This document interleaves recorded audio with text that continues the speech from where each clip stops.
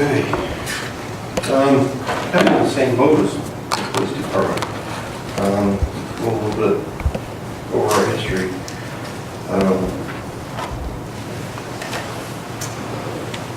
For 16 years I've been here, we've done a lot of rearranging in our operational budgets.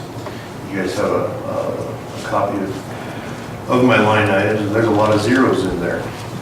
What we've done there is eliminated some of that. A lot of that is gone. When the city couldn't afford raises, we give them raises out of our operational budget. We hired people out of those budgets. It was a little bit difficult with the operation to run it off that. So that's what hired a lot of our personnel, or offset some of those costs to do that. Currently we're running 10 people. That includes my administrative staff plus my line people. And so a lot of that's been zeroed out. So there's not a lot of operational budgets we're talking about. And then with that, what we've done there is, by taking that out, is we've changed the way we respond. Since we have full-time people, we call it triaging our calls. If they're a small call or come in as a small call, we'll only send them the 3 guys versus paging out all 50 people to come to fight a dumpster fire. And that's the way it used to be when I first started, and was for a long time. So we've made some cost savings that way, or at least saved on how we respond. And with that, we save fuel, we save wear and tear on our trucks, that kind of thing. But we've always had a problem putting money away for a rainy day for an accident. To replace a piece of apparatus. And all of our stuff is old. Our stuff is coming to its life as far as a fire truck. And so we've been trying to put money away. All my people that have tried to purchase, we get the 2 or 3 bids, whether it fits within the law or not. Though we have to go get them, we try to do our best shop. And we have put money away a little bit here and there in the last, especially the last 4 years. Some of the things that's helped build us that is we used to contract, or we still do contract. That's what I was texting here just a minute ago. We're sending 2 guys to the San Michaelis, BEMTs on the line. The department makes money on that. They pay for their costs, but that pays for our rental of our equipment out there, that kind of thing. And this one won't pay much because basically they're sitting on the line as EMTs. But if we were out there as a suppression or an initial attack crew, and we missed out on last week, I believe, about the cost of it. It would pocket us about $34,000. And we usually get 2 to 3 of those a year. And we've had to pass on the one last week because we don't have the apparatus to send. The 3 pieces of apparatus that we have are our best pieces of apparatus, even though they're getting on 20 years old. The 3 that I think I mentioned this before in council meetings, were 70s versions. They were costing us money. It was eating up in our maintenance budget, putting them back together after every fire. So we got rid of them. They were given to us by the Idaho Department of Lands, and for nothing. We stuck some money into them. We got them running, and so we got offset by sending one of our better trucks to make us some money. So we've made a budget cut as far as maintenance by just eliminating the problem child, if you will, in those trucks. This year, even though we've gotten rid of them and our fleet's aging, we're hurting in our maintenance budget. So there's no way we can do that. So we're actually stealing from other line items to maintain our budget line. So we're working on how we're going to maintain our fleet for the next few months here and get through it, because this is our busiest year, or busiest part of the year, I should say. And luckily, we've been down. We haven't had that much. We've had to put a few extra dollars in our breathing apparatus. It's getting to age, that kind of thing. And because of its age, almost every time we take it out, Chaz, you're fixing 2 or 3. So Chaz is one of our guys that we've educated in help rebuilding, repairing, that kind of thing for our breathing apparatus. And so we don't have to send it out. I've got 2 of them on board, and we've done that over the few years. When we hired Chad, guiding education, so now we have 2 we can actually work on a breathing apparatus. So that saves us some money. And, you know, we were doing things a little bit different. We've cut where we could, but most of our operational budget has gone on to pay our people, add people, which in the long run has actually saved us money because we're getting more things done that we should be. We're safer a little bit, but we're still short-handed as far as personnel. And I was going to ask for more personnel, and I was going to ask for more maintenance money. We're talking radios, we're talking SCBA, we're talking fuel, all that was going to come with you, knowing that I wasn't going to get it, but you guys need to know that. So it's really hard for me to, you know, look at my budget and go, I'm already screaming line items, I can't cut anymore. I'm actually paying, stealing from Peter to pay Paul in my own budget to make things work. And so to ask for another 5%, I'm having a hard time finding anything that's not going to hurt something else long term, or even this year.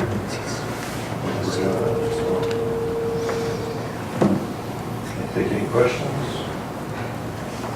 What's your operational budget versus your salary budget as a percentage? How As is a that? percentage, it's probably typical, at 80% is probably the same. 85% is our,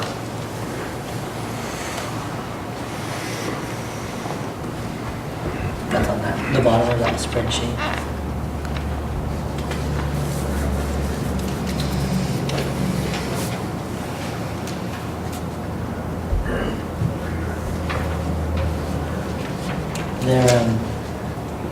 The dollar amounts there as well. If I remember right, their operational dollar amount was like around 180,000 and change. I mean, I don't remember the exact number, but that's, I don't think it was only 185.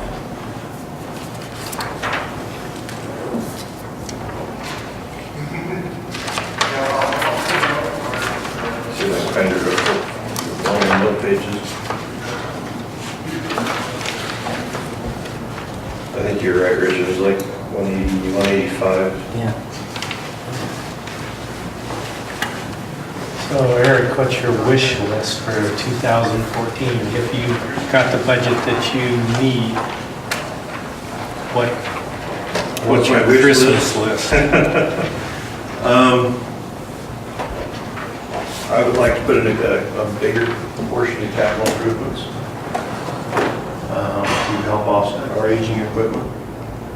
I would like to give our guys raises, foremost. I would like to put some more money into our pay call because we are getting busier, and that's one of the things I'm shuffling right now of how we're going to keep our guys paid. And it's not so much that we're busier as call volume wise, but our calls, excuse me, our calls seem to be getting longer.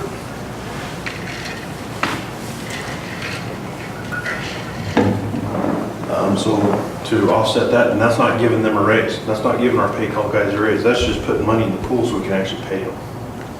And they haven't had a raise in, you remember, Brenda, when the last time we gave our pay call guys a raise? It hasn't been since I've been here for 16 years. We have not given our pay call guys a raise. You know, I'd really like to go and get pay for the communications here if it happens in 2 years. And if that never happens in 2 years, that's just something that we could maybe put towards another truck. Our trucks are aging. Really, 2 out of the 4 engines that we have, they should be out the door right now, just because of their age. And we're not going to get anything out of them if we try to sell them somewhere. I mean, you might get $25,000, $30,000 is really all you're going to get out of that truck. The aerial that we have is over 30 years old, and I called one of these dealers that sells used equipment. I says, this is what I got, and he said I'd sell it for scrap. So whatever I can get out of scrap now. And it's only got like 1,500 miles on it. What hurts our trucks is, because we don't work in the most cleanest environments.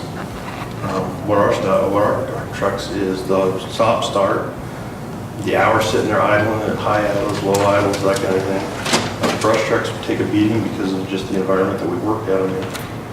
Our breathing and our protective clothing, we've got to try to change our turnouts out of every 7 years, is what manufacturers and NFPA wants us to do.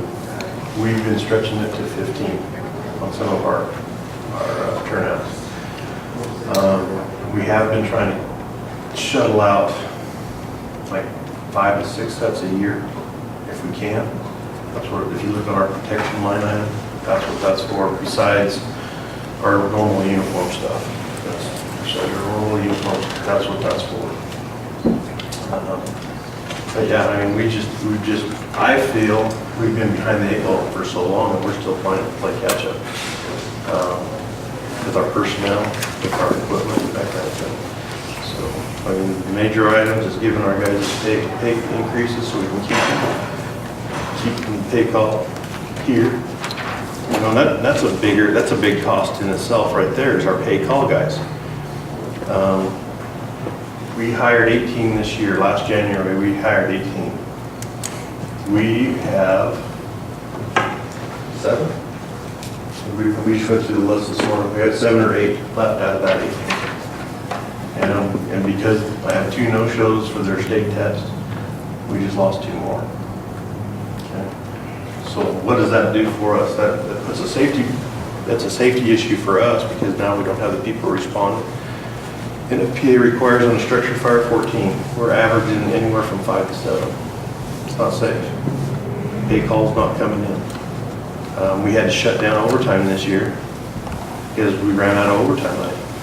So why guys, unless it's an absolute emergency, they're not coming in to help overfill some of that overtime to maintain a 3-man engine count. So we're running a 2-man engine count, which isn't safe. Even on the small stuff. It's not safe. So all we're doing, it goes back to Chief's was saying, you know, all we're asking for is we're not meeting the standards, so if something happens, we're just going to write more zeros on that check. Okay, thank you. Hold on, you answered the question, but you left out a key item. Okay. Maybe not on purpose, probably. Okay. Our challenge is we have so much money, right? Yep. I mean, basically what you just described to me is even if I took the 170,000 that we're gonna put into roads, what do you need? Wages and SCBA's issue. Now, I need a number. I mean, if you've got to replace 2 trucks that they're old, I mean, you've got to start being able to tell me that my budget's got to go from this to this, and I've got to have this much a year in order to, you see what I'm saying? I mean, Sure. I get what you're telling me in generics, but where are the specifics? Okay. So if we buy a truck and you're going to have to put at least $75,000 away just for apparatus a year. Is that different than the one line item that we had talked about budgeting for? Yeah, if you, I mean, if we're talking, if I want to start building a capital improvements fund and for each item, you're talking $75,000 a year just for a piece of apparatus.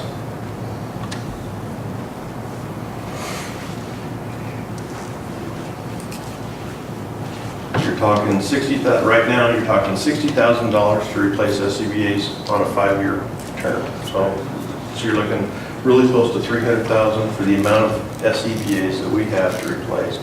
The bottles, the masks, that kind of thing, that's what we're looking at. That one at least we've discussed doing that one. Right. But the trucks, Right. The turnouts, if we can maintain what I have on the line item, which is, I want to say about 21,000.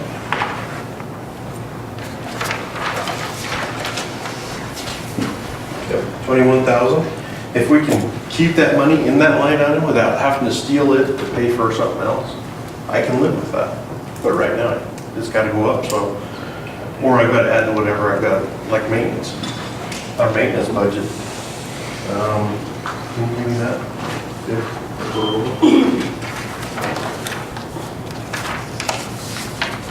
Latest and greatest.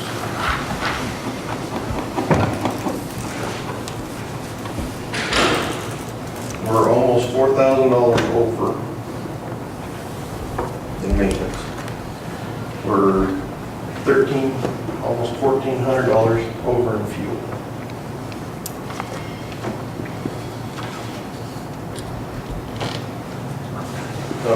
We are in training for over 400, we're over 400 bucks in training.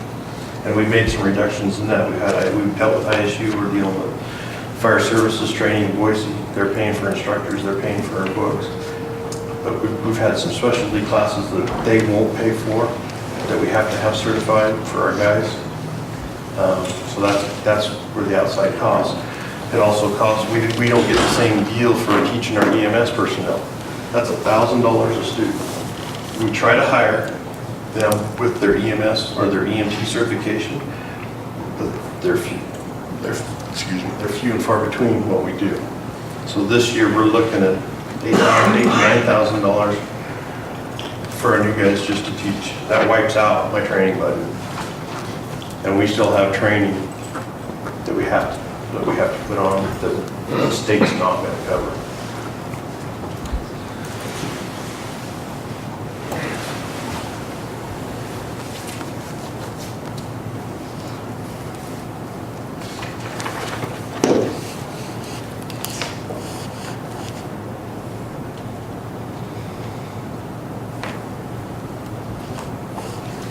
We've got expendables, just depends on what time of year. Foam and absorbent's a good one. Depends on how much we use this year foam and how much we buy for next year. Same way with absorbents, we use absorbents on car fuels, hazardous materials, that's what we help stop it so we can pick it up or have a big tank keep it from picked up. Foam helps us conserve water. We don't have to stay on scene as long because what the foam does in the penetrating factors, so we get the water down into there and cool the objects that are on fire. Just depends on how much we use there. So those types of things are hard to adjust. But because our fires are longer, that's one reason our fuel bill. Now we did have the hiccup with the tender, but some of that will come, I can cover some of that out of our capital improvements fund to offset some of that.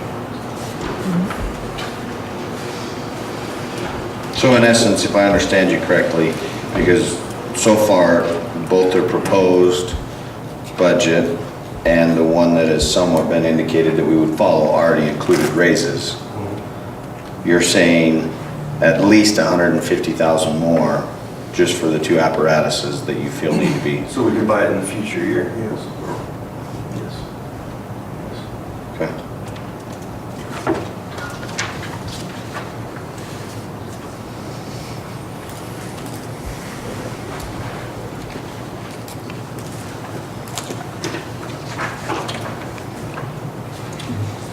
Okay, thank you.